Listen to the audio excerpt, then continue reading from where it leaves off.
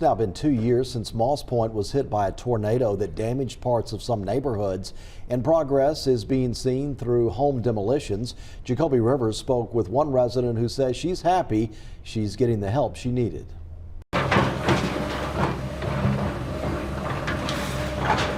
A family home is something that is hard to see come down, but to Rose Locke, it's a sight that she says is necessary. Her childhood home with loaded memories has been unlivable ever since the 2023 tornado that touched down in Moss Point. My sister had to move out of the house, and she had to come and stay with me and help us, well, we helped her out. It's a lot of memories here because it was 5 of us raised here, my mom and my dad.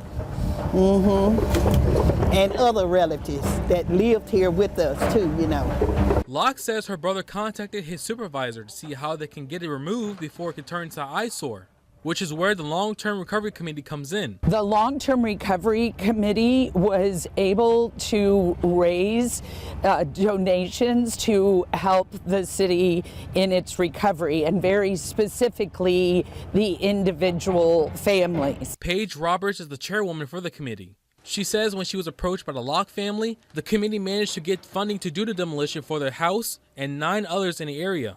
If a house is determined a legal menace, then it has to come down at the owner's expense.